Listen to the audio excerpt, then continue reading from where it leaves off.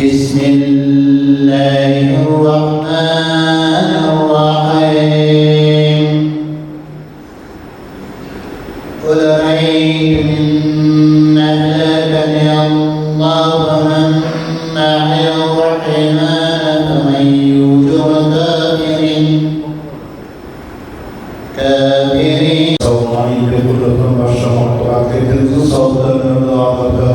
محمد صلى الله عليه وسلم لا إله إلا الله محمد رسول الله مسلمان الله تعالى العمل أخبار الله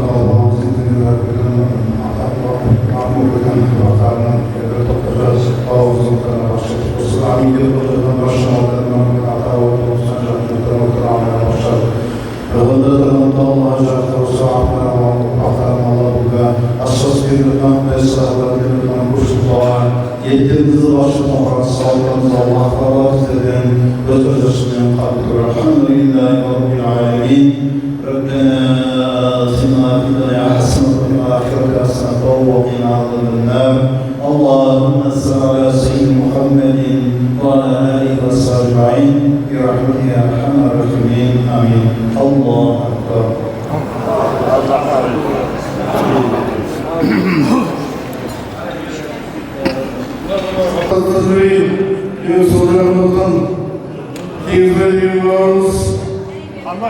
Karmaşa, Rögin Odagin, Kazanımız, Rögin Oğuz, Rögin Odagin, Hapsat Kızılda, Rögin Asrağımız, Rögin Kirsevağımız, Rögin Odag'a, Rögin Kuşu, Allah. Allah'ım, onun ilgisi, çünkü Rögin, Allah'ınızda, Kızılda, Yarası'nda gazetme sözleri havaya.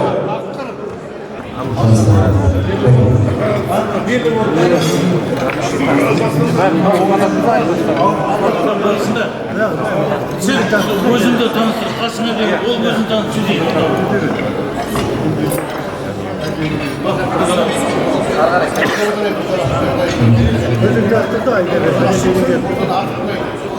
Armısın, boydağımın kızağım, tamdımın karamdağı sırdağım.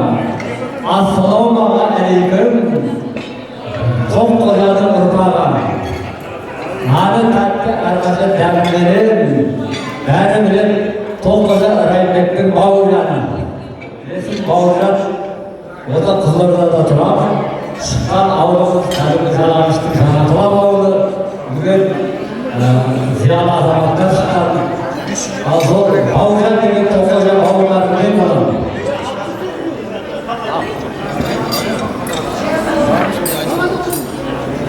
Assalamu alaikum arkadaşlar. Emresin aldı var, şimdi etti. Baştan aldı var. Kendine.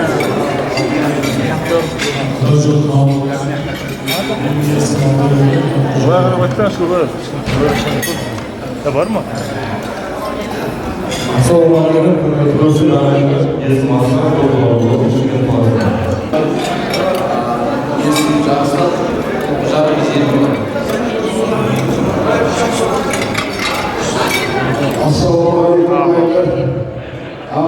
Maşinadadır, alındadır, tabicadır, артында маркамен ашып қойдым. Ұлан кетті. Миллион доллар сосын алған кезде айттым. Кенон деген.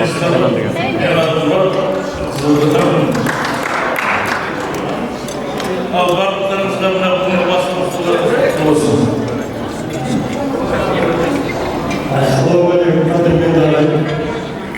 Bugünkü vasfı ayağınızı olsun. Nasıl meclisinde nasıl olsun. Sınavda olsun. Benim ismim Ahmet.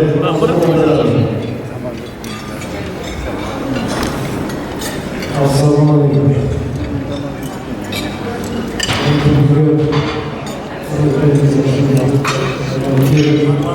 өзім Алматыдан артқан едім. Енді қуанышымыз бірге болады. Жиналып отырғанымызға ата-бабаларымыз айтқан жері өте қуанышымыз.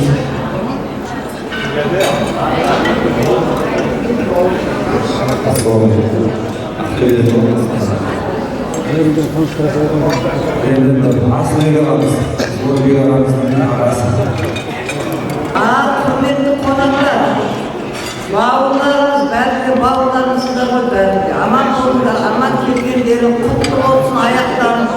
Бәрінде бақытты болыңдар, бас қосқанымыз туғанымызбен, сіңді ағайын, аға жекжатыны, денсаулықтарыңыз құтты болсын. Бәрінде аман болайық, әрқашанда басымыз қосқа берсін. Бала шағалардың бәрін қызығын көріңдер.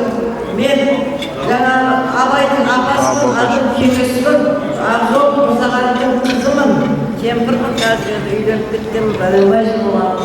Бәріңізде бақытты болыңдар, аман болыңдар, келген қадамдарыңыз құтты болсын, бауырларым. Жағадай айтып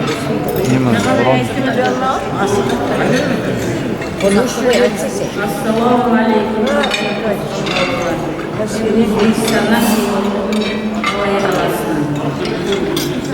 Атым Рабиға.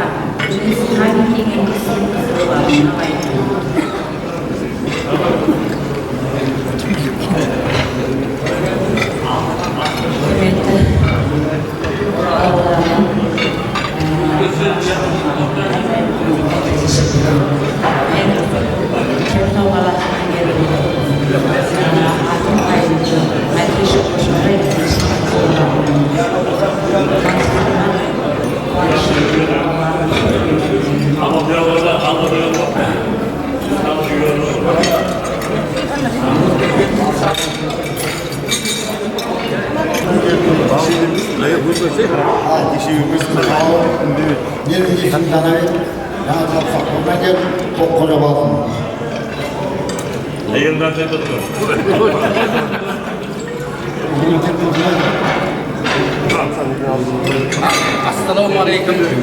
Менің есімім Бірназар, Тоққожа балқымын, Жаңатақтан келіп отырмын. Ана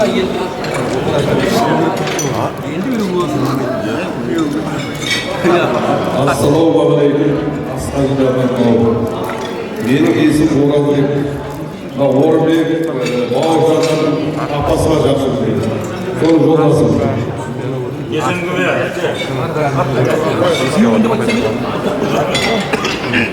Ассалаумағалейкум, жамағат. Менің есімім Араққа, Қызылорда тұрамын. Тоққожа балқымын. Бақбергеннің баласымын.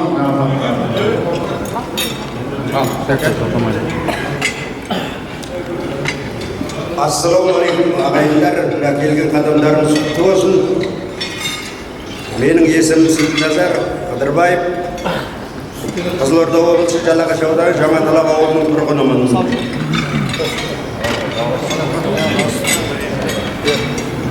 Ассалаумағалейкум, ағайын бауырлар, Құда жол беріп жатқан қабыл болсын. Менің есімім Омар Тоққожа балқымын. Жалағаш районынан келдім.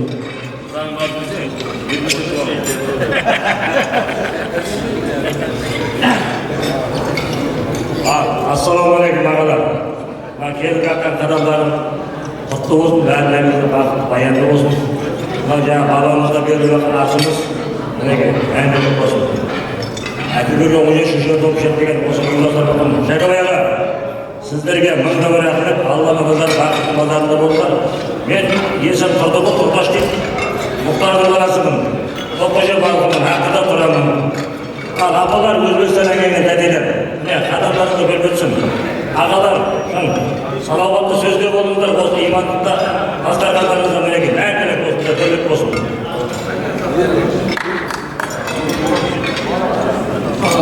Ассалаумағалейкум.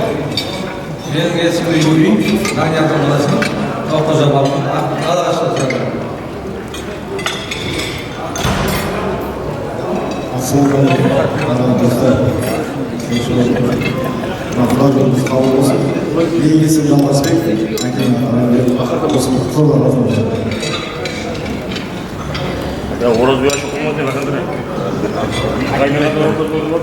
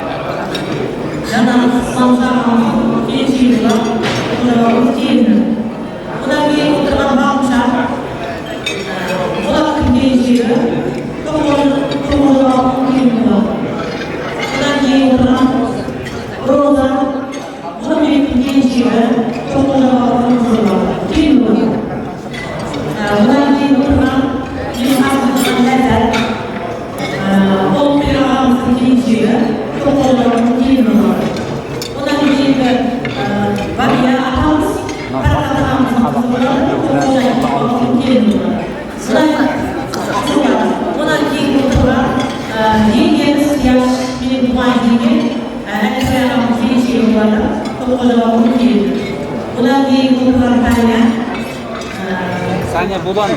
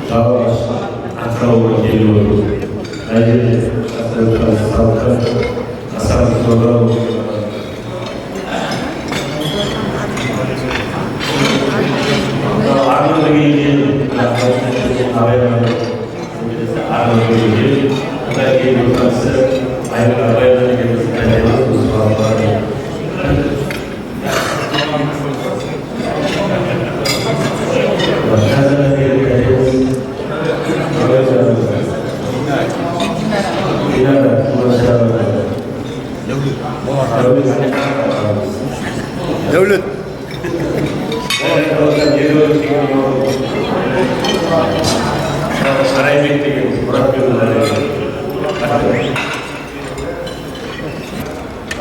Assalamualaikum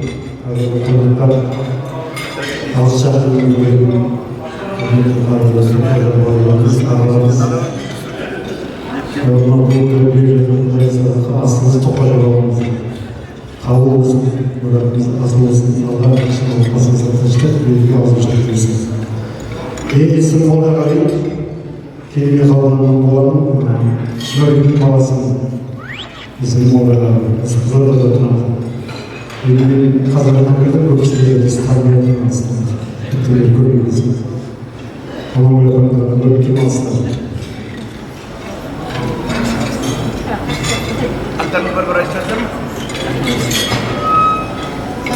Hoş geldiniz hürmetli ağabeyler.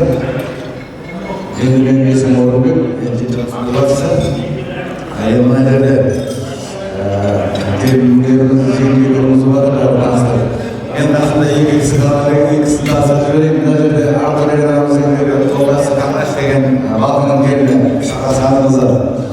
Oradan geldi onları da sizler orasının yollarsa da buna öyle осы асыға дегеннен бері осы асыға ұйымдастырғаннан бері қызмет жасап жүрген бауырларымыз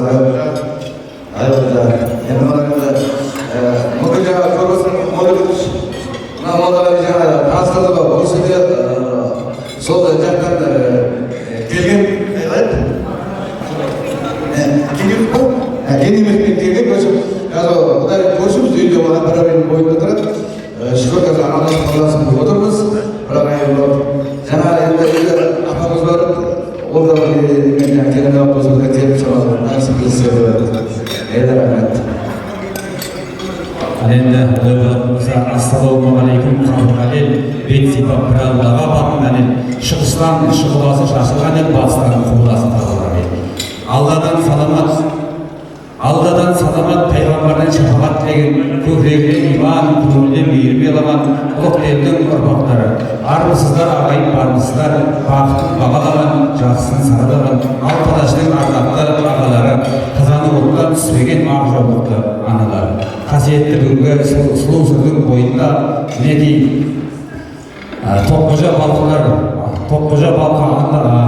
Тоққожа балқар неге бас қосып жатыр. Лайында осындай бас қосуларымыз жиі болып тұрсын деген келеді. Ал енді көргені жақсы көш бастайтын жатамыз. Неге осы үлкендерімізден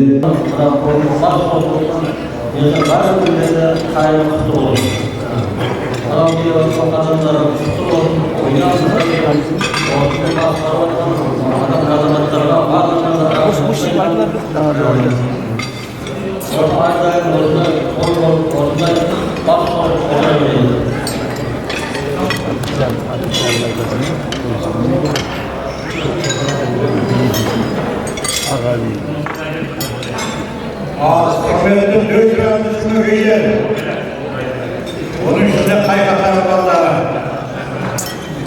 Örgü basmasının öte gerek bağlantılar. Terbiyelik ruhani adam canına en yakın basmasıdır. O adama olan kişilik ortada Allah'ın simfoniyle yıkırıp Gülşünden gelin ortada basmasıdır. O bizim armağanımız ortaya basmasıdır. Vallahi Lidaların bölümü yüzdesi, biz varımızı gönderiyoruz.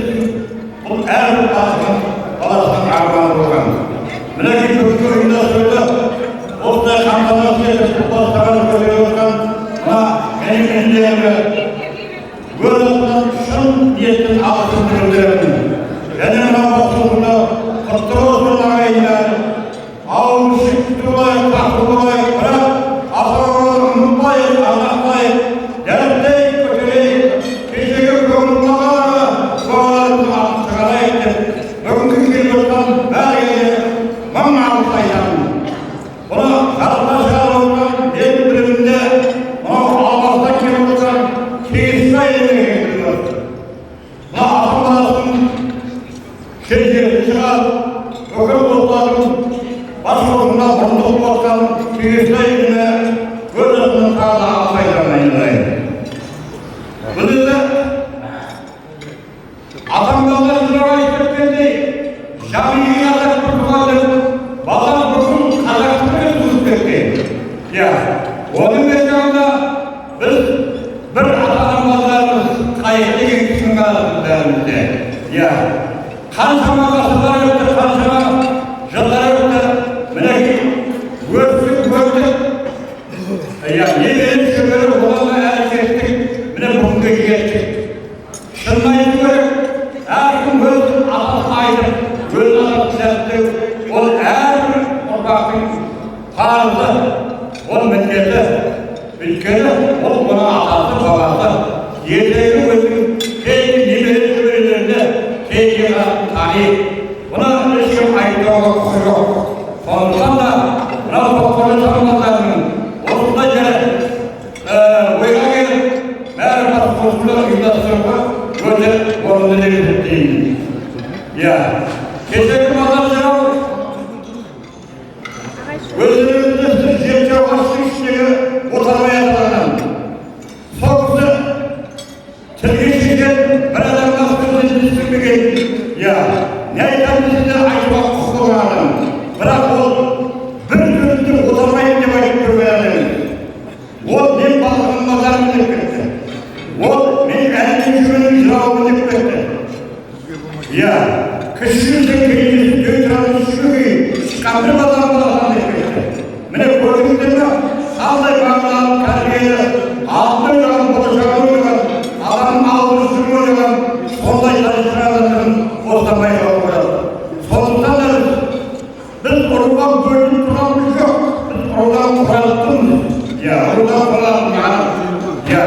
Бірі менің атынан oluşuğu мүмкін, жақсылық oluşuğu мүмкін. Ол соған айтты. Сондықтан ағайындар, ұрға бөлініп біз еш уақытта ойымызға алмаймыз, біріміз біргеміз, қашанда тілектеспіз, қуанышымызды да ілісімізді бірге боламыз, сол баяғы қалпымызды сақтаймыз деймін. Кешегі уақыттарда тағдай жасып кеткен ағайындар мінекей елге оралып отырғанда осындай мәмлеге туған жер топырағына қарай ата-бабаларымызға құрметтей еске алайық деп мынау Тегеспайдың мұрындық болып Қазақстанның түкпір-түкпірінен келіп бірге басқаруда қайырымдар шығсын міне. Мына Мырзағалихан мен Қарадостың осы салықтан шыққан ең алғашқы кешегі 300-ге белгілі адамдар. Міне сол Мырзағалиханның немересі сол менің жанымдағы Тегеспай екен. Мен жақсы көремін Мырзағалиханның жатқан жерін, оның бейітті қажет екен.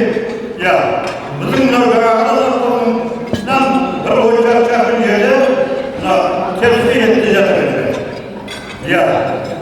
Мінекей, біз сонау 28 жылға дейін сол Қарақ деген жерде Маматқа қарақта 3,5 үй басқан екен. 3,5 үй басқан. Мінекей, сол кәмпестен таралай жасып кеткенбіз. Бәріміз Өзбекстанға бір басты қағып кеткен адамдарымыз бар. Оған ешқандай айтылмайды. Міне, содан 36 жылдары елді жинап қайтар тоғайып, мынау өсіңгі Қармақшаулары, Ленин атындағы сақтау бөгінді қалқол болған, оның жаудай төлегі өкіл балықшы көбейлер жинап, бір әртен болып, сөйелден бастырған екен. Сөйелден ба, ешша дегенше бір балын сойып, өкіл балықтарды шақырып, тоқожа қоспарбағы бар, ақбалысына бәрін шақырып, бата берген екен. Біз алды ағайындар, елсіздер тұзалыспаңдар. Басқа елмен өші өліңдер, солардан қыталыңдар деп бата беріп баталасқан екен. Қазір мен 70-ге келдім. Сол 75 жылдан бері балықшының ойынмалықтарын тұзалысқан көрген жоқ. Оған мен қоямын. Мінекей біздің сол ауыл шықты сақтап, бір атан баласында өпке атқанын артық. Насыр ойынмалықтары, сол қалды жүрген жоқ. Баталасқан. Мен соған дайын, соның істейміз. Сондықтан да сіздер ойламаңыздар. Бізге атамызды айтқанымызды айтып жатыр деп. Жоқ, ол біздің сыр ойнағына тән-тәсір тұрған баталасқан. Басқа ұрғанында осындай бар, баталас. Қанша атаға кетті құдалықтай кеткенде. Біз сол тәрбиелі өскен адамдармыз. Сондықтан да ағайындар, біз бір болайық. Көпіміз бір адамыз, қайда жүрген аман болайық, бірімізді іздейік, жоғалтқанымызды табайық, оларымызды дәріптейік, бірімізді қошеметтейік, жарыққа шығарайық, үйсіп, ерекетімізді, кішіліктің белгілі қабырғанымен, қабырғаны ұру берімізді дәлелдейік. Кешегі уақыттарда күн шымкенттен батып бір жаққа күн де келмеген. Мінекей, күн туды, көтердейік, ойналайық, бәрін осы жарыққа шығарайық, ата-бабаларымызды іздейік, үйсіп, бұдан да кеңейіп, кеңесімізді кеңейтейік, ауқымызды кеңейтейік, бас қосуымызды үлкен биік дәрежеге жеткізейік. Келешек бүкіл балыққа бұрыннан дәрежеге дейік. Аман болайық. Сол кеңесін көре кеңесін көре асқанlar. Қабыл бүгінгі жолдар.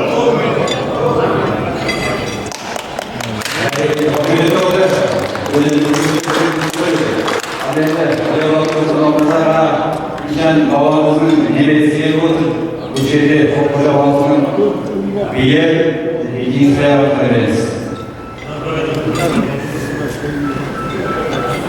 Assalamualaikum warahmatullahi wabarakatuh. Atalarımızın verilen asımız kabul olsun.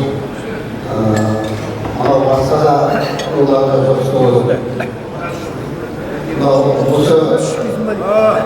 asımızda kurtarıcı bir nasılından Oğuz Bağlar'la Mezrati Beyran, Ahmet Şöyle, Şahrar Tasaray'la, Osman Bey'in, Ağlar'ın yoluna şahır, Kazaklarımızın Hüseyin,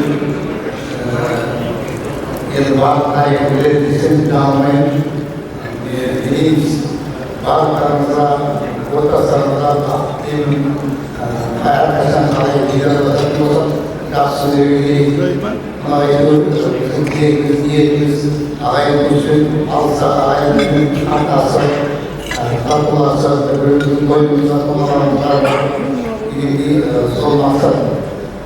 Allah nasip olsa, birisi Osmanlı Başkosun, birbirimizde akrabalarımızda verildiğin aslımıza köküge ağır bir geceyi Ağayı Kuzun'la Bağlarına alışacağım.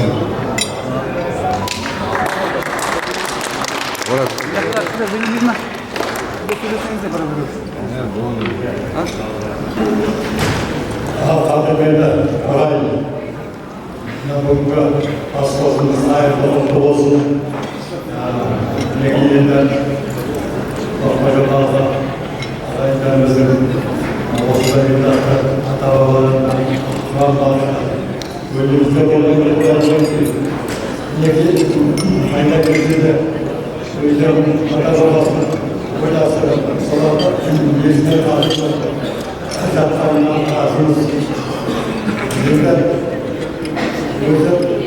Tokmacalar'da, Ağaylarımız, Yüzünden, Karadas, Şişli'nin Karadas, Bilgi'ye bağlı, Karadas, Şişli'nin Yüzünden, İsa'da yine sözlüğünü adamlarla ilgili. Hani sonunda güçlüsü olan, oturan köklemaydı olan, mesela mesela sonunda oturanın, oturmaya adaltlar, İslam'la, İslam'la gideriz, Anadolu'da gideriz. Her vakit ben ayda inceleyen ağaylar sayıda çözümlerle, özgürlüğü, Allah'ın mevcutları hasiyetlerinde, ufaklarına da aradım. Buna şiirliğinden Kazaklar'da şiirliğinden var, bunu izlemişler, uyuyoruz. Yedadasını bugün yetiştirip durumlarımız tekrar var. Buna ufaklarımız, sol yedadasını ervarayla bilim bilgide uyuyoruz. Onun için de gözümüzün sol ataklarla, okumalarda, solar kuran köklerinin altında solar kurmaktan kesinlikle bizimde biz Kazak, Bol, her vakti kolaylarından geliriz. Elimizde Türk çektiğimiz, damıtsak değiliz. Ağzımızda bir kısa değiliz. Biz soğan her postlarımız, soğan değil, olamaz. Onun bizim köylerimiz, yürüyeceğimizde şahsa hizmet edin. Şahsa arasında yürüyordamız benim. Özümüzün var, adam mevcutlarında hasiyetimizi görsedim. Sol ortada, şahında bol yürü ve hayırlı ortaktan geliyor. Destek bol yürüyüşte hayırlı ortaktan geliyor. Sol ortak bilecekler, destekesimiz yollasın.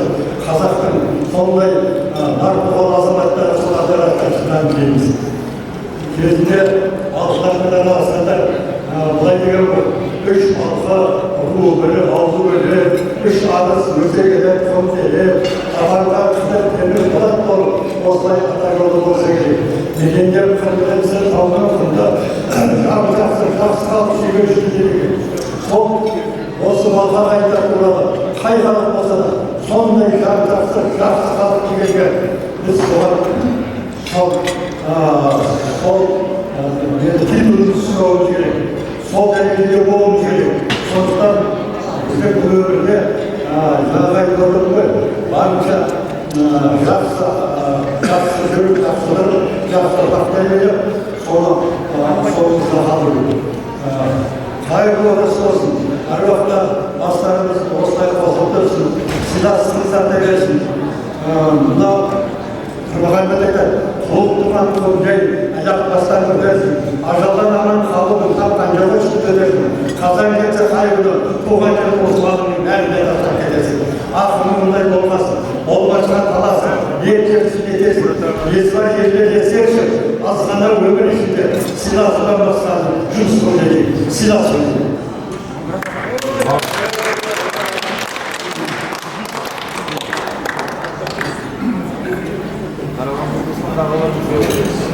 Al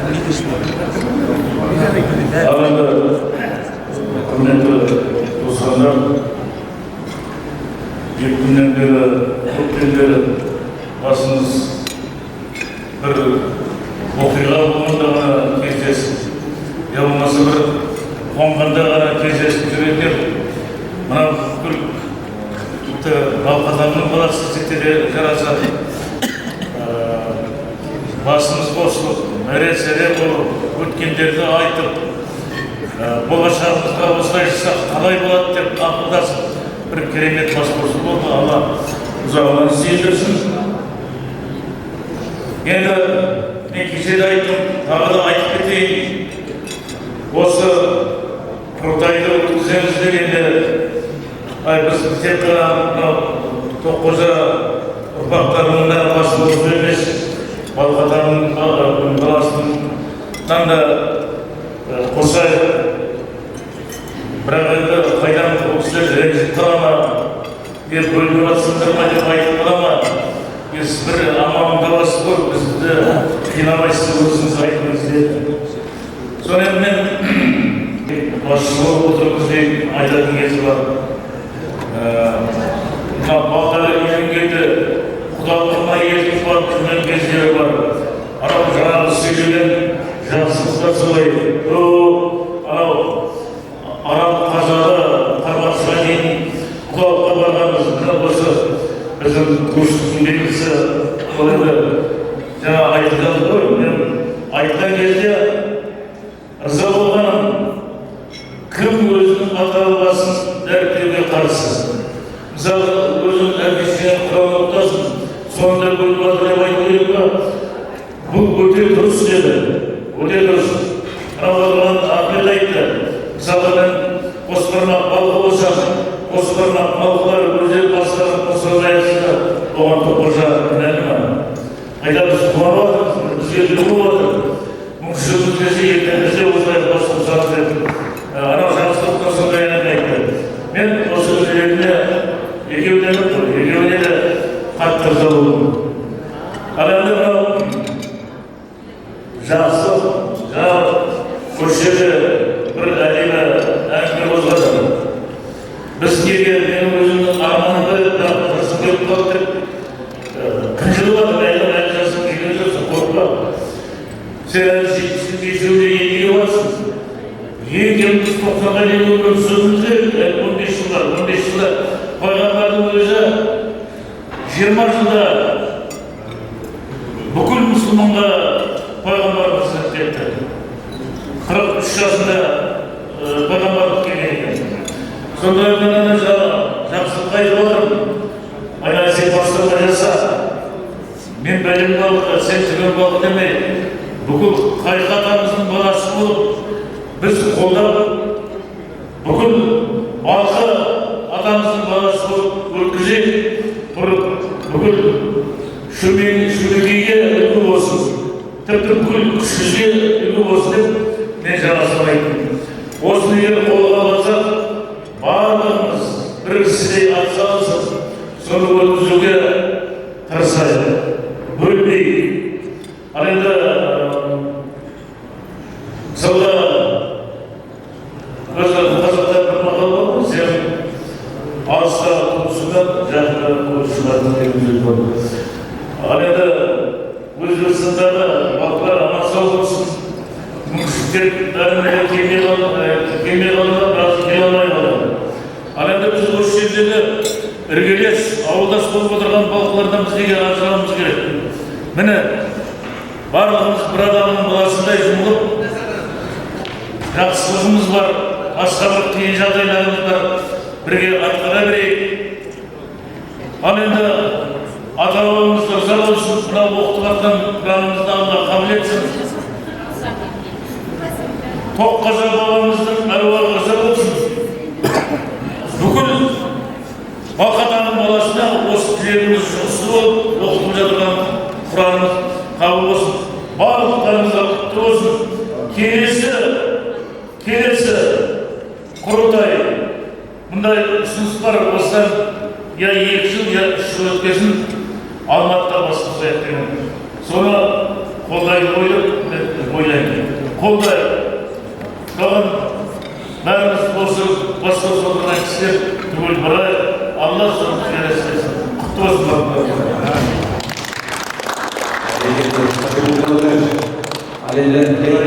Біздің дәмдемесіне мынау айтады ғой жақсы сөз бар. Арқаға барып әншімді деме, батысқа барып күйшімді деме, сырға келіп жүршімді деме. Мінекей сіздердің келіндеріңіз, майра келіндеріңізді шақырайын, сіздер қошеметтеп отырыңыздар.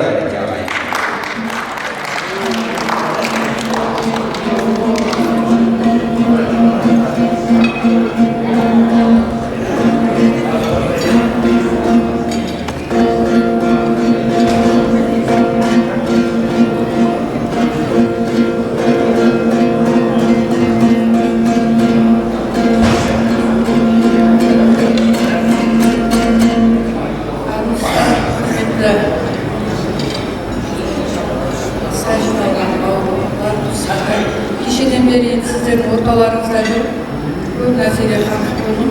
Ең алдымен бізді жиен екен демей орталарыңызға қосқандарыңызға баршаңызға алғыс айтып сәлем беріп келемін. Екіншіден осы Тоққожа балықшыларының басқосуы болады деген кезде мен өнер саласында жүргеннен кейін осы Тоққожа балықшылар жөнінде кішкене зерттеу жұмыстарын жүргіздім. Сосын түрлі жолдасым айтам Нұрекене. Негізі саған қасиет анда-құлдардан емес Тоққожалардан келген сияқты ғой деймін. Себебі тарихқа қарап отырсаңыз, осы Тоққожа балықшылардың ішінде Зағара деген үлкен ишан бабамыз өткен екен. Мынау Қаңғария жаңағыла түрлеуде үлкен мешіт ұстаған екен. Сол мешіттен талай шәкірттер тәрбиелеп, одан шыққан шәкірттер бүкіл осы Алпалашқа қызмет еткен үлкен ғалым болған екен. Ол жаңағы Зағара бабамыздың бабасы Исары деген әкелеріміз гүл заманда үлкен ишан болған екен. Енді олардың елге халыққа жасаған қызметтері тіптен ол бір күн айтып таусылмайтын тарих болған екен. Исары деген бабамыз Кенесары ханды қолдаған үлкен соның заманында сол кісімен қатар жиналған болған екен. Осындай шежірелерді өзім білу үшін, балаларым білу үшін кішкене зерттеу жұмыстарын жүргіздім. Сондықтан сіздер осы текті ұрпақтан шыққан текті халық екенсіздер, текті туысқандарымыз екенсіздер. Сондықтан осы тектіліктеріңіздің тұғыры биік болсын.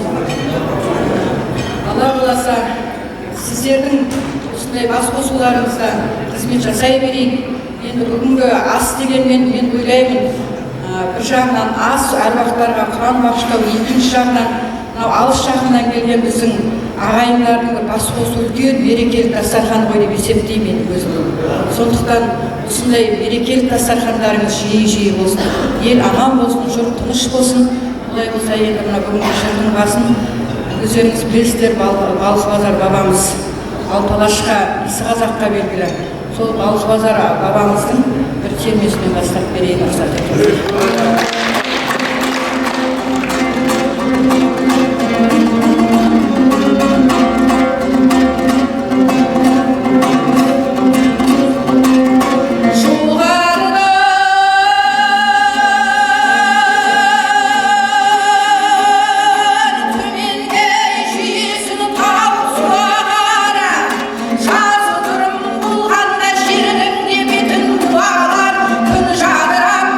Şirin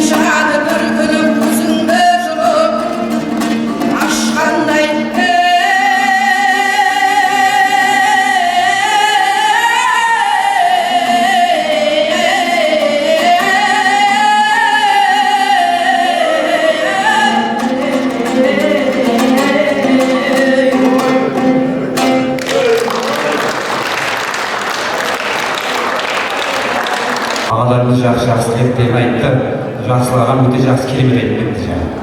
Енді базар атамыз ол 300-ге алталашқа белгілі болған жырау ғой. Ол тек жалғыз малғының жырауы емес, иісі қазақтың жырауы деп білеміз. Ал енді олай болатын болса, осы базар атамыз осы ауыл елді жағалап жүріп жырлаған кісі ғой. Енді осы базар атамыз бір қасында бір жолдасы бар, бір ауылға жақындап қалса, кешқұрым болып қалыпты, сол кешқұрым болып қалып, сол ауылға жақындап келіп қуанып сөйлеген кезде Құдай қонақпыз деп, ол кезде Құдай қонақ дегенде келіп имам төрге шығарып қояды ғой. Сонда сөйтсе жаңағы түскен үйге жесір келіншектің үйі екен дейді.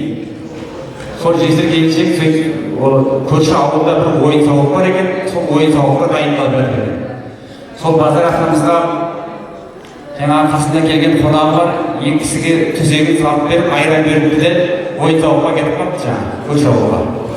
Сөйтсек ойын сауыққа келіп, азанда келіп жатса, үйінде екі інгені бар екен дейді. Екі інгенің қасқырша, ботасына қасқырша жүйіп кетіпті жаңағы ботасын.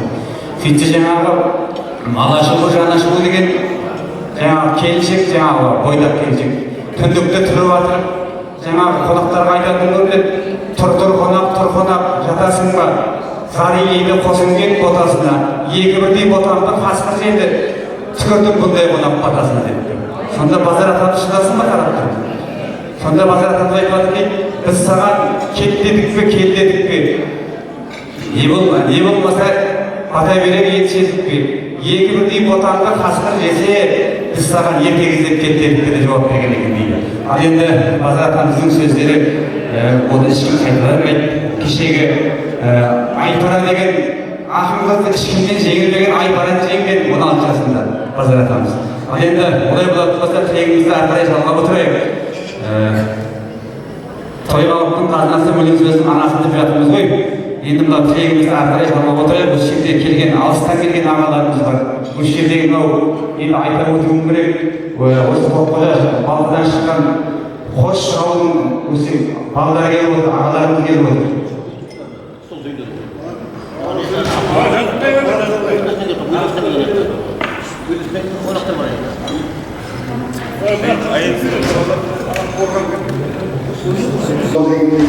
Сезіміміз артып, осы отырған әншілерді бір көрген бір сейіт көрген таныс күтіп отырмыз кешеге. Рахмет мынандай дастарханда күтіп жатсыздар. Біз көре берейік ағайын, сезіміміз арта берсін, таныса берейік біз сезімге.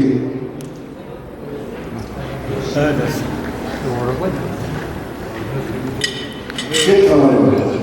Біз көп сөйлей алмаймыз, бір-екі ауыздан айтатын.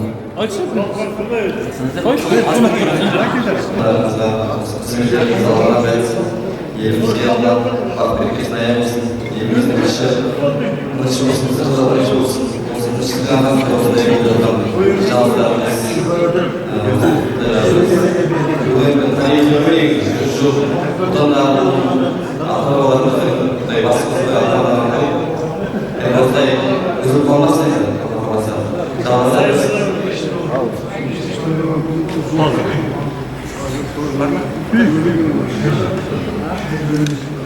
Бүгінгі күні бабаларымызға ас беріп жатқан жайымыз бар. Осыған себепкер болған Өзбекстаннан қанша ағайындар елімізге оралып, бар біздің ағайындарымызды білдіріп, осындай бабаларға ас берейік деп бірігіп, жалғастырып жатқан ағайындарға рахмет. Елдегі ағаларға, Өзбекстан жағынан келген ағайындарға бір жерге орналасып, өзіміздің бабамызға деп осындай үлкен ағайын туыс жекжат жинап ас беріп жатыр. Соның ішінде Кеңесбай ағамызға ерекше алғысын айтамын. Осы кісі біздің Тоққожа бабаның шежіресін шығарып, өзіміздің ұрпақты алдымызға, өткен ұрпақты алдымызға, көз алдымызға келтіріп, бабаларымызды алдымызға кітап арқылы жайып бергеніне көп рахмет. Отбасына жақсылық тілеймін. Өсіп өніп жатқан балалардың немерелерінің рахатын көрсін. Осы кісінің бас себебі келешекте де мына ортада өсіп өніп келе жатқан ұрпағымызға, балаларға, інілерімізге жалғасын таба берсін деймін. Өткенде жылы Теміртауда шақырды, сол жақта бас қосамыз деп бір себептермен өз жаққа мен бармай қалдым. Қаншама ағайын туыстың жаңа шат арқылы, WhatsApp арқылы дейді, көріп, күйеуімізді бірлеп, осындай біздің жан-жаққа осындай көп Тоққожа деген бабамыздан тараған ұрпағымыз бар екен деп қаншама марқайып қалдық. Енді соның бүгінгі себебі барлықтарымызды жиналып осы бабаларға арналған басқа жинап көрмеген ағайындармен танысып жатырмыз. Барлықтарымызға осы ауызбіршіліктеріңізге, осындай ағалық тәрбиеліктеріңізге, мына соңдарыңыздан еріп келе жатқан ұрпақтарыңызға, өнеген қасиеттеріңізге көп рахмет айтамыз. Бас иеміз сіздерге. Жақсылық көріңіздер. Соның үшін қаншама бабаларымыз дүниеден өтті. Содан бері Қарадос бабамыз арқылы мен соғыстың өткен бір нелерін көпшілігі біле ма, білмей ма, сол туралы бір сәл қозғағым келіп тұр. Қарадос бабамыз үлкен қарт кезінде біздің Тоққожа халқының қаншама малын Кенесарының шабармандары жаңа жылқыларын айдап кеткен деген дейді. Сонда ортада тұрып Тоққожа балалардың бәрі жиналып, осы ортадан кімді жібереміз дегенде, мен жасым көп болса да барайын деп Кенесарыға аттанып кеткен екен. Сонда Кенесарының үйінің алдына барып тұрып, хан босатқа шық бер деген кезде Кенесары шабарман жіберіп, ана кісіні түсіріп алыңдар деп. Жоқ, мен шабарманға түспеймін, шықса өзі шықсын деп есіктің алдында тұрып алған екен. Сол амал жоқ, Кенесары есіктің алдына шығып, қандай бұйымтайыңыз бар дегенде, мен Абылай ханның кезінде бала едім, сенің кезінде үлкен қарт болдым. Менің туысқандарымның, ұрпағымның осындай малын сені шабармандарын барымталап өткен, соны жоқ іздеп келдім дейді. Неғып мен алдынан шықпадым деген әңгіме бар оның үшін. Кенесарыға айтылған. Сонда Кенесары, мен есіктен шыққаным, осы сізді күткенім емес па? Қолтығыңыздан түсіріп алғаным, сізді мен хан болсам да құрметтегенім емес па деген екен. Содан аттан түсіріп алып, шабармандарын айтып, ол кісіні күтіп, кері шегініп еліне қайтып кеткен екен. Сонда біздің бабамызды даже қазақ емес, қырғыздар да білген екен дейді.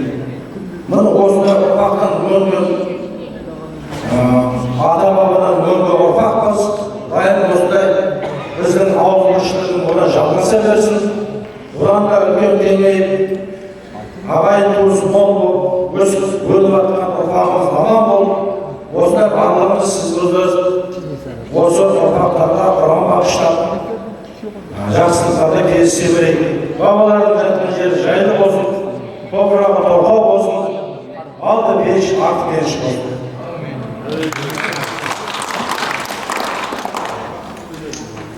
Бәрекелді. Әлемдішілер ауыздан кейін қамтыр.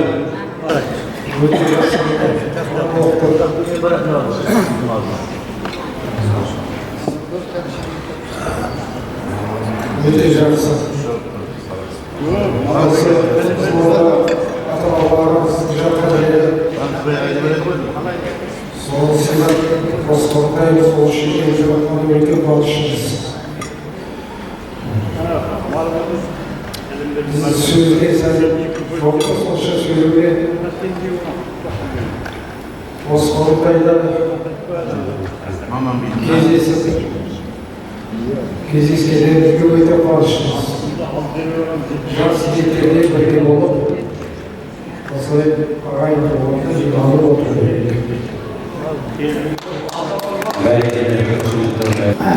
Bizim Toққожа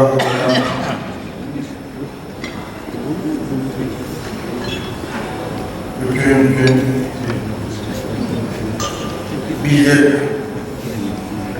билер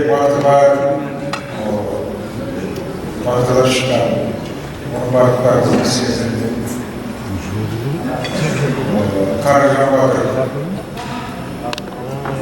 Қаражан Батыр деген батырымыз болған. Кейін Қарадос би, Бұтабай би, үлкен балалы кісілер арамызда шыққан. Міне соның жалғасы осы отырған азаматтар, азаматшалар, ұрпақтарымыз.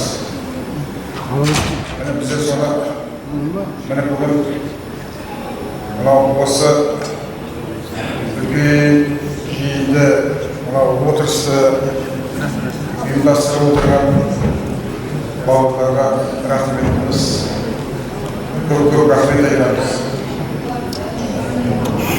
Мынау ата-бабаларымыздың жатқан жерлері жайлы болсын, иманы болсын, пештің төрінде болсын. Міне соларға мынау арнап отырған дуаларымыз, құрандарымыз қабыл болсын, барлықтарымыз. Міне ең бірінші мақсат осы барлығымыздың біріншіден ауызбіршілік болайық, бір-бірімізге бауырмал болайық, мынау балдарымызға үлгі болайық, балдарымызды да сол біздердің ең алдымызға қойған мақсатымыз сол балдарымызды бір-бірімен таныстырып, сондай жақсы осындай ата-бабаларды еске алып, ас беріп, міне осылай сауапты істерді көбірек көп өткізіп тұрсақ, сонша ол кісілердің рухтары шат болады. Біздердің жолымыз ашылады.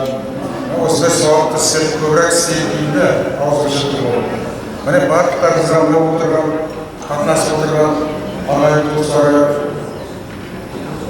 рахмет айтамын. Осы ендігі жаңа айтуым, ендігі осы ас беру несі Алматыда өткіземіз деді. Сол барлығымызға нәсіп етсін, сол жерде кездесу нәсіп етсін. Міне енді бірінші ас беру Теміртауда болды. Сол жерде осы кемшіліктеріміз, біраз кемшіліктерімізді сол жерде жоспарлап, біріншіден шежірек кітабын шығару болды, Тоқжабалдың.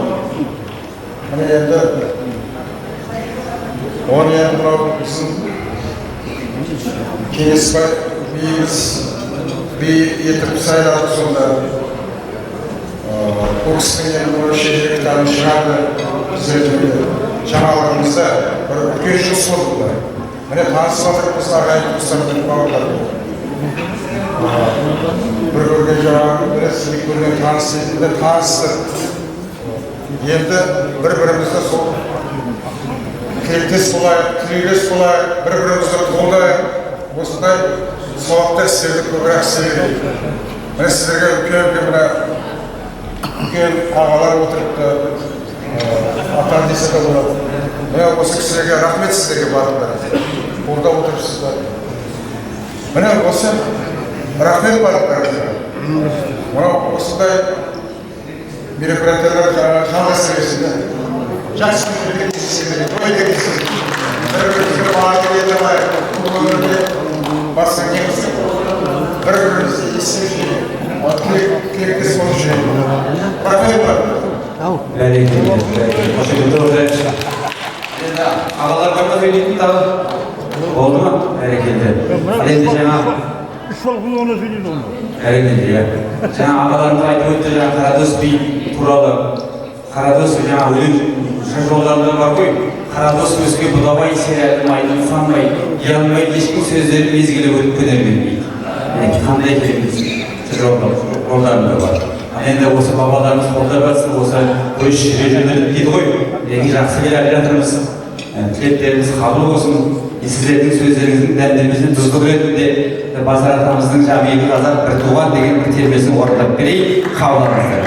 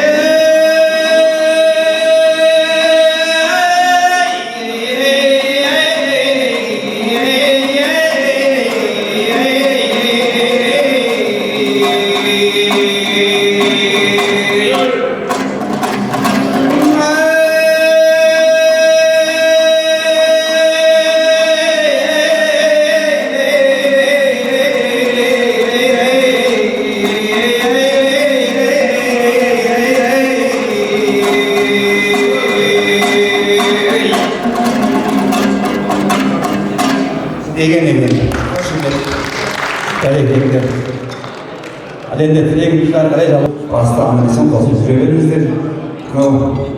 Қай кезде ортамдағы көбелер әдейі мерекеге келгеннен соң садақтың көпке тимей төбелмеңдер. Балқашпай жүргендей, мінекей бүгінгі бас қосуымыз ұзағынан болмай деген келеді. Ал енді Құдай болатын болса осы жерде апаларымен болды алыстан келген. Осы апаларымызға тілекті берейік.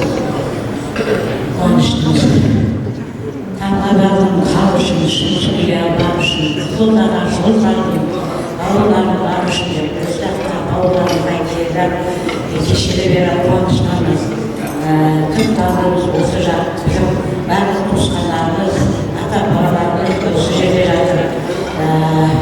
Мыңдар рахмет осы кешкі ағайындарымызды көріп, мәселе болып жатырмыз. Алтын көпіріміз құтты болсын. Отбасыларымызға амандық тілеуімізге саулық тілеймін. Барлық ағайындарға рахмет. Онан қалдырып 3 күн сегіз бала еді. Әкесі Мәтшатамыз 3 ағайын кісі болған сол кісінің қызы Мәрде деген апамыз бар. Мәрде деген атамыздың кішкентай атамның қызы. Сол атамыздың қызы елге барсаң, қалаға барсаң айтарсың. Барлық бауырларыма Құдай секемай тойларға шықсын. Беріп жатқан астары қабыл болсын деп жатырмын деді. Осы өзімнің сіңлім Майра Әби деген күйеу балам онда сіздерге секем айтып жатырыпты. Беріп жатқан астарымыз қабыл болсын. Әрдайым жақсылықта кездесе берейік. Осы жердегі қызмет көріп жүрген барлық әңгімелеріме, келіндеріме мың алғыс. Рахмет сіздерге. Қуанышымыз ұзағынан болсын.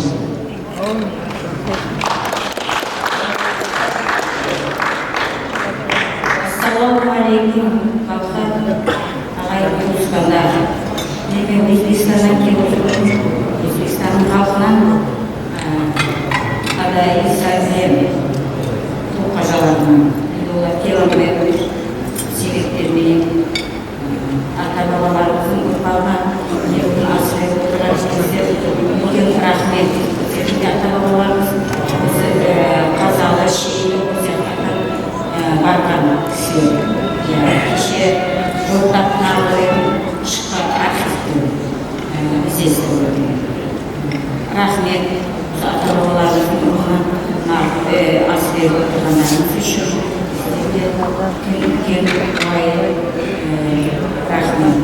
Өзбекстанның халқына рахмет айтамын. Өзбекстанға келіп отырғаным үшін ата бабаларымыз өмірі шат болсын. Қарадос атамыздың тау кесенесін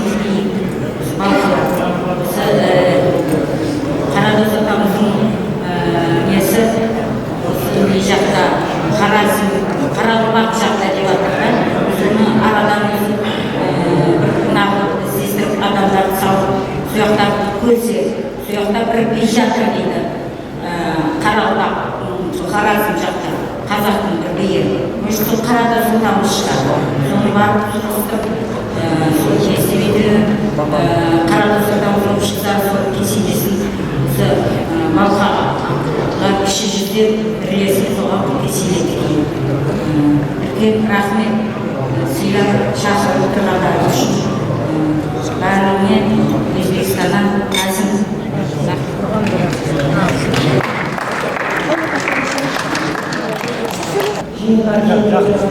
Қазақстан түкпір-түкпірінен келіп отырған ата-баласы, туысқандар, бауырлар, үлкен кішілер, мынау қайсымыз белсенді қыздар екен, алды бір жет болып келгенде, бауырымыз деп, туысы деп сырғайда келген қадамдарымызға көмексіз. Қадамдарымыз құтты болсын бұл жерге келген бауырларымызға. Бұл көпірді осыған бір жыл бұрын біздің ауылдан 7 азамат бар, мәкен бастаған кісілермен қауышып айтты. Көп бөлімдерін айтты.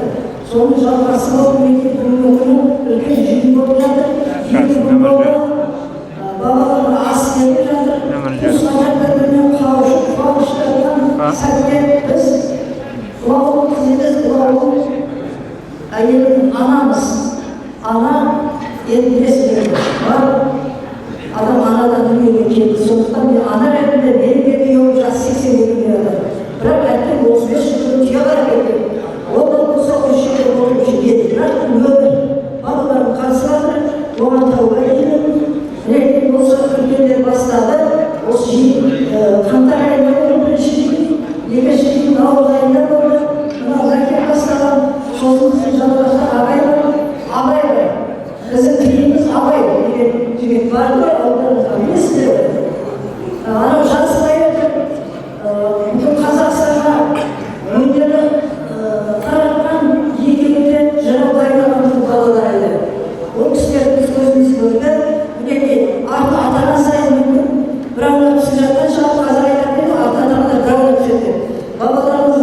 Бауырларымыздың артына да аунатып жатсыздар, оларды еске алып жатсыздар, мұнда бір рахмет деп жақсы тілектеріңізді айтып жатырсыздар.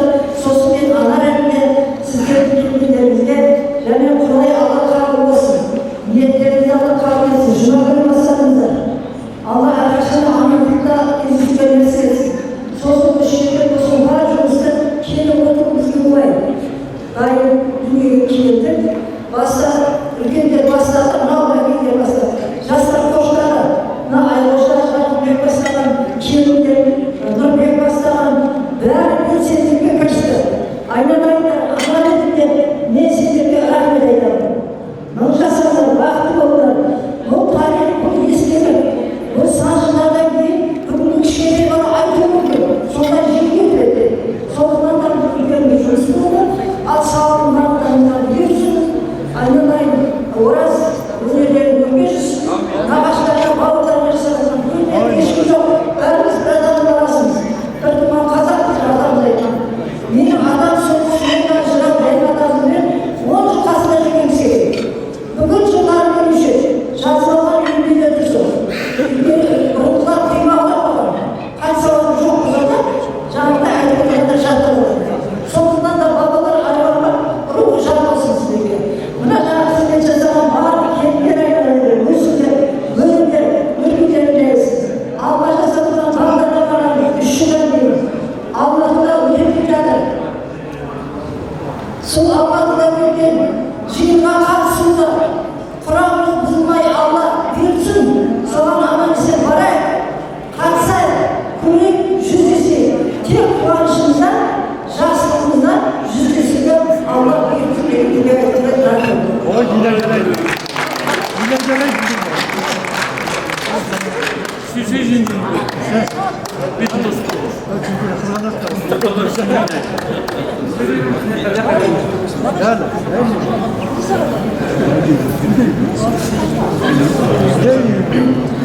Aslında başına gelirken dağlar, ölgen kadınlarımız, sarayımda yolunu, yollara kelime olsun. Arası meselesinin berekesini alayısın. Ve de olsun şarap yurttasından ağlarımızda mıngarlı rahmet, babamızın arıyorlar, ağrımızda kollar düşün, yurttasından aman olsun, büyüklerimiz sağ olsun, alıdayım olsun da jönüntüde aramlıkta kavuşar, az kalın olsun. Bayra kelimleriniz bir жақсы ән орындайды, сол әнді қабылдаңыздар. Ауыздарыңыз дәмде, құлақтарыңыз әнде болсын.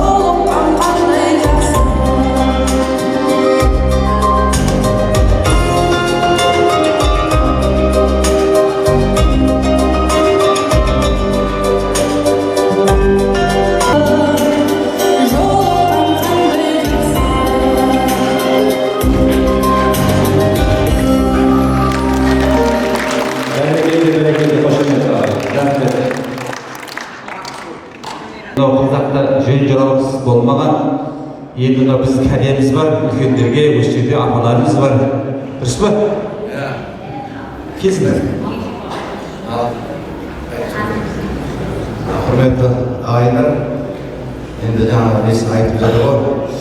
Біз енді шамада ерекшелік болсын, ерекшелік болғанда да осы отырған ағайындардың бәрінің көзі көріп анық көретіндей болсын деп ең бірінші осы ата-бабамыздың ас беріп жатыр, сырттан ат-тоғын арқалап келіп жатқан, осы бабаларымды көріп, сол бабалармен бір-екі ауыз әңгіме айтсам деп келіп жатқан қонақтарымыз бар. Сол кісілерді ортаға шақырсақ дейміз. Кеңес баяғы қасыңыздағы бірге келген Үсен аға бар, Есен аға бар, Құрсен аға бар, Мәрта Қорған бек, Ерік ағай бар, Асылхан бауырыма бәріміз ортаға қарай келсеңіздер. Мынау орамал тонмамайды жол болады дейді. Қазақтың өзінің салтымен, әдет-ғұрпымен мәселенің бәрі жаңағы ағада тұрмай, жүректен шыққан көңілде болады. Өзіміздің мынау қатарда кеңес бәрімізді ортаға шақырайық. Кеңес бәрі бір-екі қатар беріп келсеңіз, мынау сейфірлеріңізді жауып, үстіңізге тигізіп, қошеметтеп отырайық.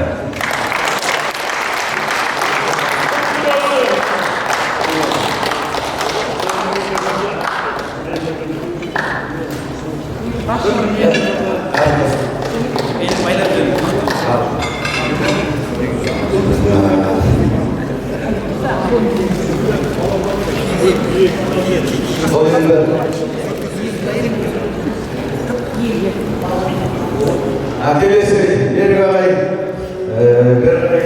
жақындасаңыз, неңізді шапаныңызды жауып, бұл елдің зорларында бауырларымыздың ішінде болса да істеріп көрсетіп жатырмыз. Қайсы Қорғанбек,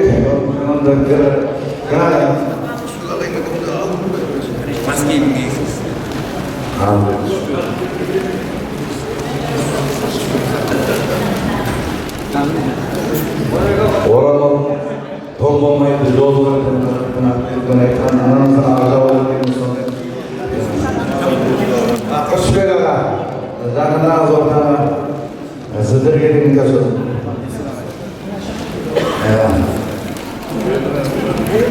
Есен аға, сізді ортаға келдіңіздер.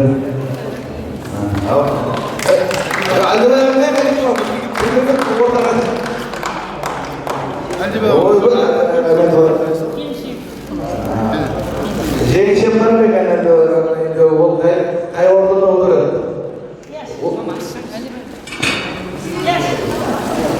Қаяқта көрген, жеңшем қайда? Жоқ, жаңа сіздердің сейдумен тұрмын, мен мына кісіге ер азаматтан көрдім, әлбайға бірді кесіп жатыр көрдіңіздер. Мынау келген, сырттан келген Рабиға апам, Айымгүл апа, сіздер де ортаға келіңіздер. Мынау бірінші ер азаматтарды құрметтеп, жапан жауып содан кейін әйел алды апаларымыз өзіңіз сеңіздегенбіз. Қай кезде де ер азамат әйел алдынан барғанда жоғары тұрады, оны ұмытпайды.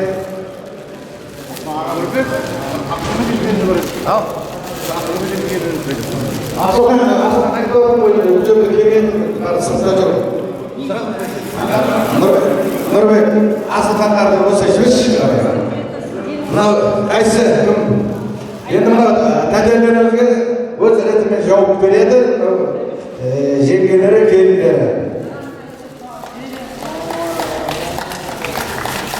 Ал Айымгүл апа, құтты болсын, орамалыңыз, қамзолыңыз, рағатыңызға киіңіз. Рабиға апа, тиімді өзіңіз, өміріңіз тозбасын, жадырап жүріңіз.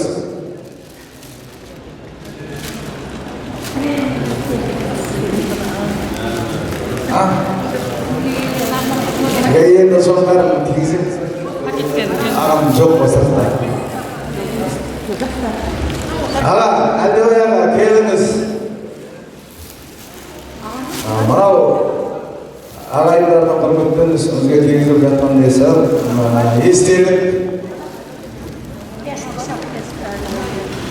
Естелік осы. Үлкейгеннің белгісі.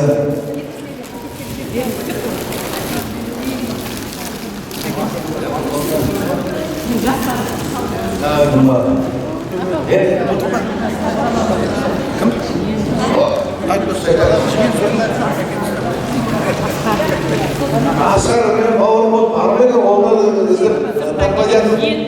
Сосын сырттан келген жием бар екен айтып. Олардың қайықта екенде таппай жатырмын. Жаңа сырттағылардың бәрін ішке келген. Міне. Ой.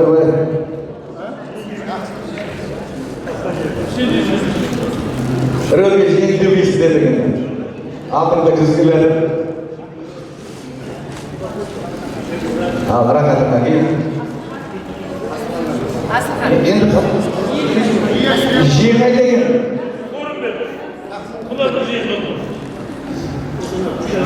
Сол жиырма бағана айтып отқан қойсайын.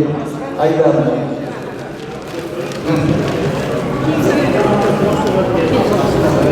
Бағана сіздің.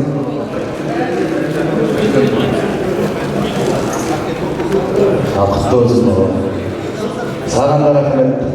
Осындай қадір жасап, нағашым барды келіп, қолмен қызмет істеп жатсың. Ал бәрекелді, мынау шапандарыңыз тоза берсін, өмірлеріңіз оза берсін, Алла ауыз ашып берсін. Енді осы арада өзіміздің ортамызда аға көміріміз бар. Жастарға қарай келіңіз ортада. Мұндағы балдарымыздың құрметтері сізге.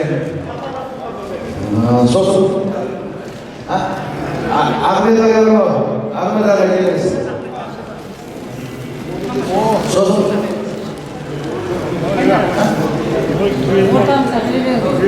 құтты болсын.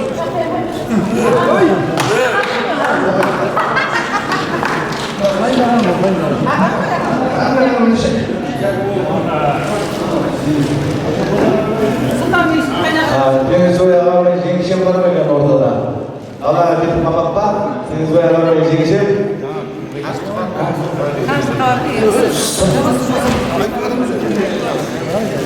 Теңізбай аға жеңешем қайда? Ол қай қосшысын қойдыңыз? Бар екен бір көрдік қой, одан кейін танымай жатырмыз ғой. Ол сияқты жүрген.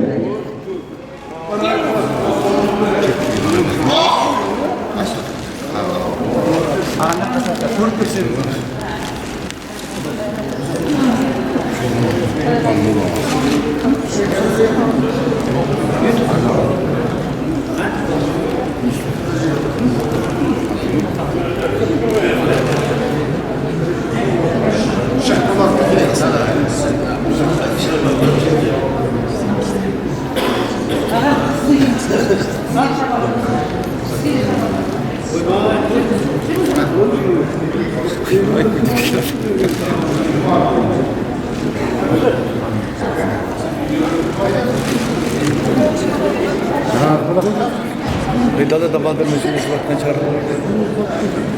Şimdi gel, buraya paket alırım. Құрметті ағалар, апалар, жеңешелерім бар ортада. Мынау енді ағайындарымыздың қолынан келген сіздерге деген құрметті. Осыны қабыл алыңыздар. Алла сіздерге денсаулық берсін, жүздеріңізден күлкі кетпесін, айыздарда оң сапар артық берсін, үйлеріңізде береке қойып, қызықшылық болсын деймін. Бәрекелді құрметті отырайықшы, алеймді осы ағаларымды ақтарыңызды, ауылды жүктер жүрмін.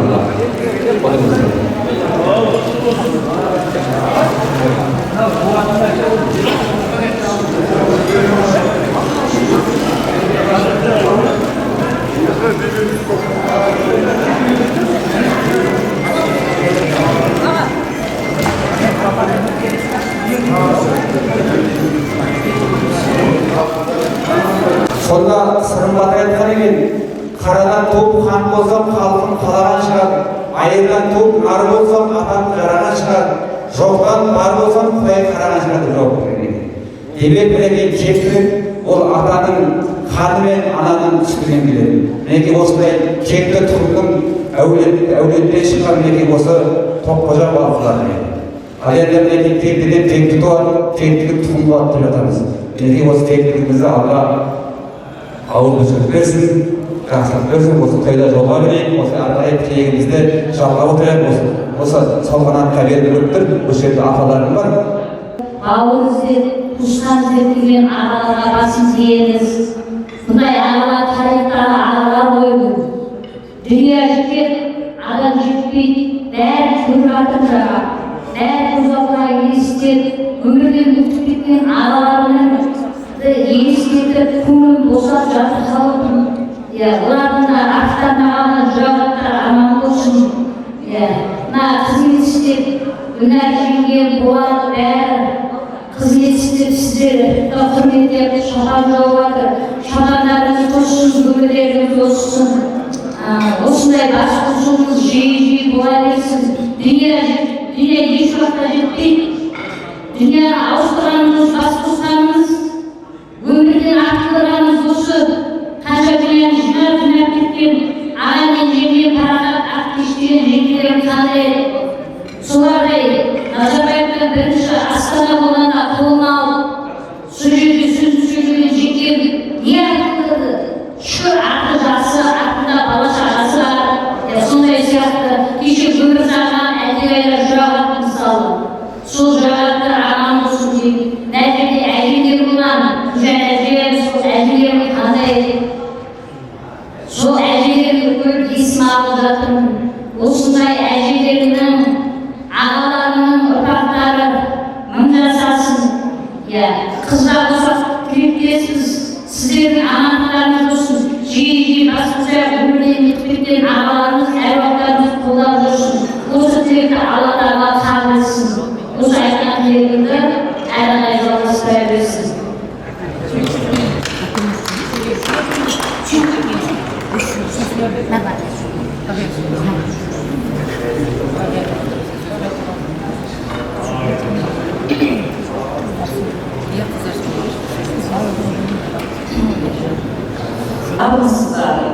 Армысыздар.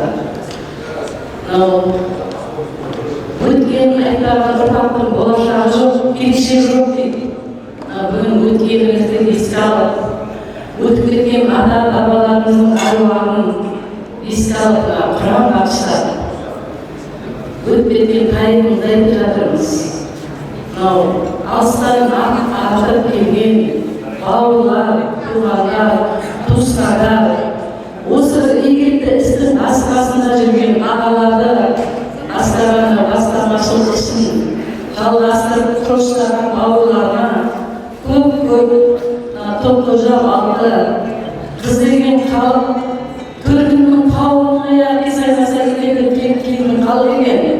Сол қыздардың атынан осындай үлкен істі бастаған ағаларына, қоштаған сол бауырларына қыздардың атынан рахмет айтамын, алғыс айтамын.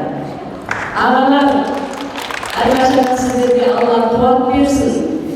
Жаңа алдында сөйлеген ағалар айтып кетті. Бір ұрпақтарға өнеге, ұрпақтарға жол беріп кетті.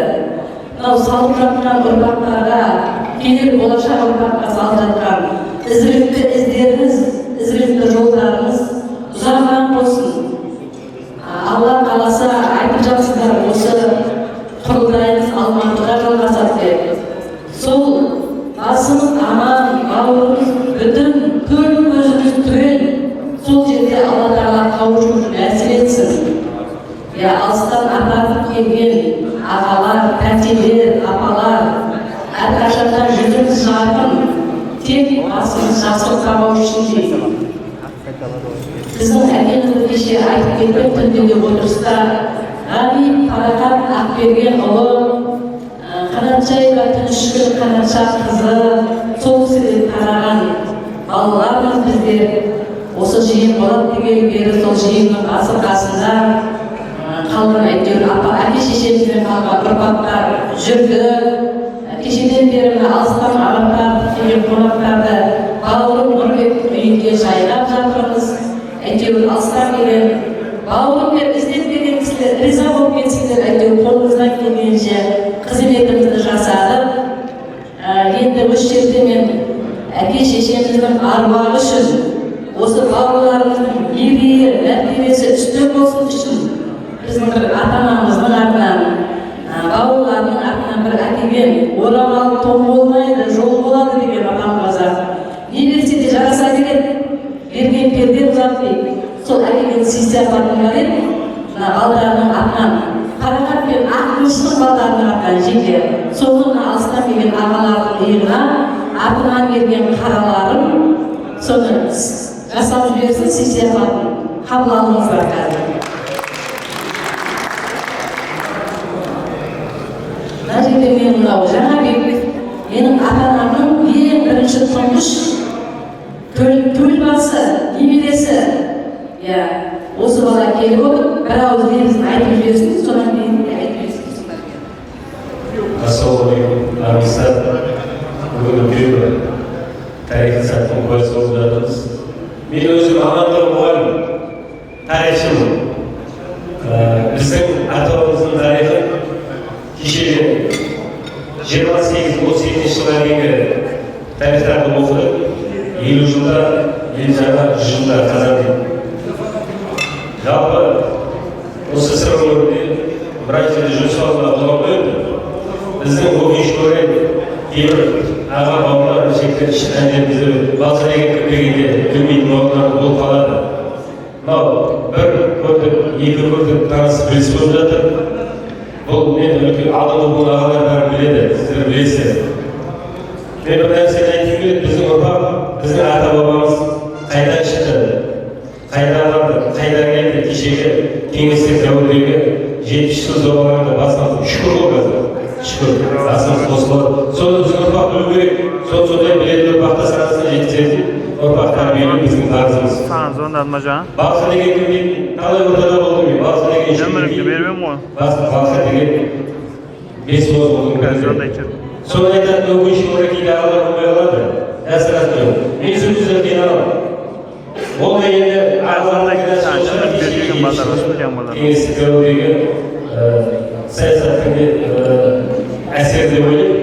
Бірақ шүкір қазір бас қосып жатырмыз. Құдай осы бас қосуымыз, бұл басы болсын, жалғасы болсын. Алла бізге иманды, иманды, инабатты ұрпақ тәрбиелеуді нәсіп етсін. Сол жолда жұмыс жасайық. Бір нәрсені білу керек. Біз бөліну үшін емес, бірігу үшін бас қосып жатырмыз, соны білуіміз керек ағайындар. Елге барамыз бәрімізде. Біз ауылда азғантай балқы, бөлінбеген балқының тәрбиесін көрген адамыз. Арамызда басқа әңгіме айтып болу керек. Ол кісілерге жақсы көңілмен бағуымыз керек. Басқаша бөлу жағын айтпау керек. Әрдайым насихаттың есін қозғатамыз. Сондықтан да рахмет. Бүгін қанша жер айтып жатыр. Ниеттеніп жатыр. Ағалар, апалар, жеңгелер, менің апаларым, қарындастарым, рахмет жан-жақтан қосылып жатыр. Бұл бас қосудың басы болсын. Ендігіде жасыратын жоқ. Ел ғой, той болады, қуаныш болады, сондай жақсылықта бас қосса, оның үстіне нұр болар еді. Шүкір Алла соңғы жеткізсін. Бүгінгі шараны ұйымдастырып жатқан мен барлық ағаларыма, жеңгелеріме, кешеден бері атсалысып жатқан барлық бауырларыма алғысымды айтамын. Қазіргі заман, нарықтық заман ол. Қазір ең қымбат нәрсе уақыт қымбат болып қалды бағалаған адамдар. Алтын уақыттарыңызды бөліп, осы сырдың еліне келіп жатқандарыңызға, алтын уақыттарды бөліп келіп жатқандарыңызға мен барлықтарыңызға алғысымды айтамын, рахметімді айтамын. Алла қуанышты тойда бас қосуға жазсындарыңызды. Рахмет.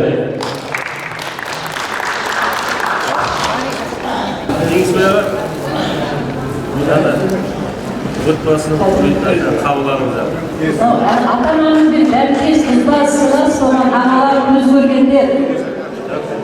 Аман болыңыздар.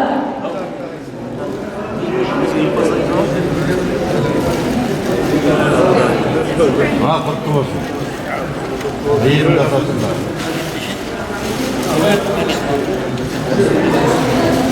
Алладағы тегендіктері басын қойдар үшін ағалар.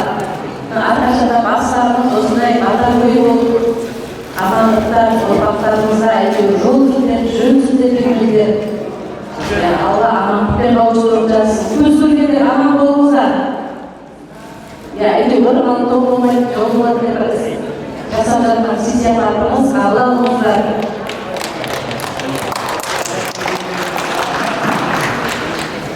Әкелерімізді, шешелерімізді, қайырымызды бар екен ішінде. Көз көргендер аман болыңыздар.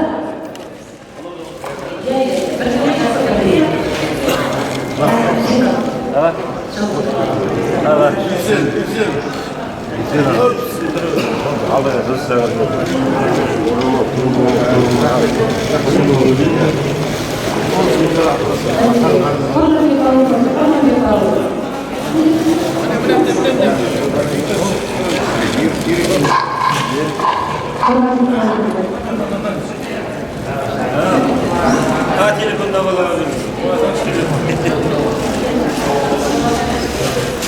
Пәтерлер орамал толтырылмай жол болады деп ізгілікті жолын жасап жатырмыз.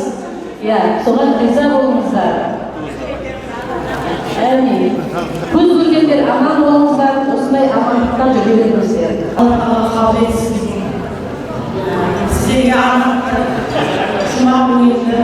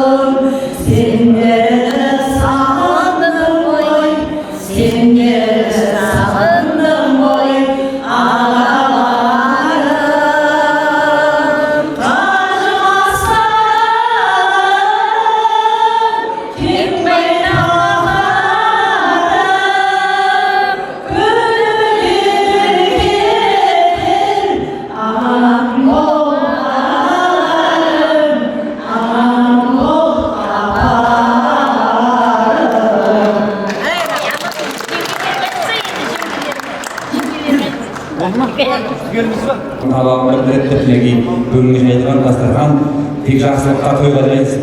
Hürmetli ağırlar, hürmetli turistlar, hürmetli ağalar, ağalar, analarımız otur. Al endi, olay bulatımıza 99 sözün toluqtay tüyünü var deyip, negi tamak alamız var, tamak alırımız var. Tamak alır. Kelinler bir garay. Kelinler var mı?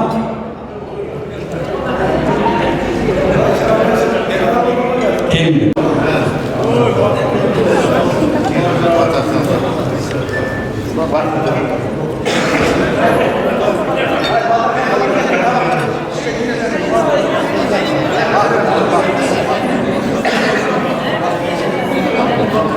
Aldı mı?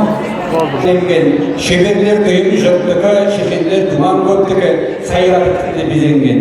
Köp tilege köl degen, kankır benjer kögese batamen yer kögürgeni. Lahi ömünde buna batar alay, ozun kan başlar.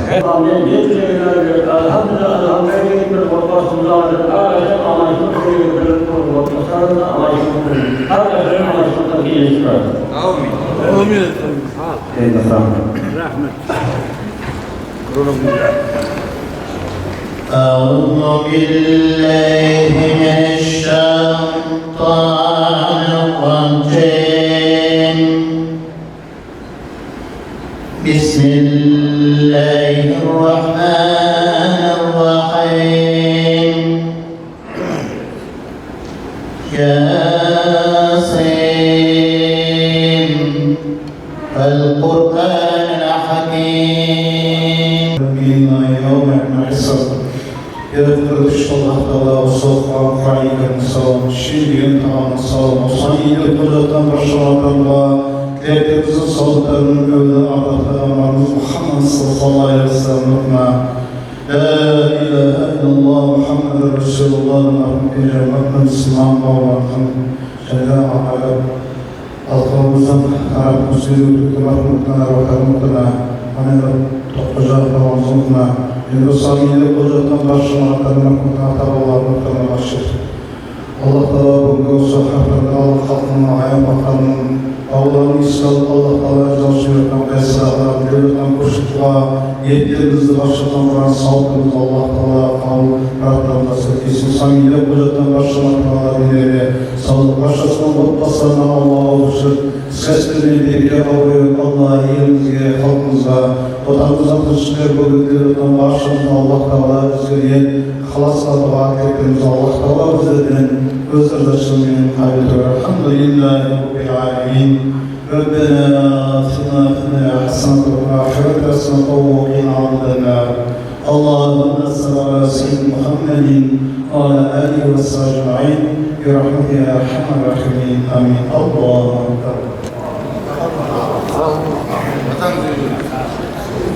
يا الله تبارك الله عز وجل وكيف خلق بركة Kemana bahkan Allah'ın bu hissat verirken hakkın ayın asıl ispatlarken bataların tepkin ortadan kalan Allah kabul etsin. O sıfatların ona arkadaşlar aldığı derler birlikleri üstücası kadar asıl nasip. Elhamdülillah ve amin. Bi rahmetine erhamer rahim. Allah.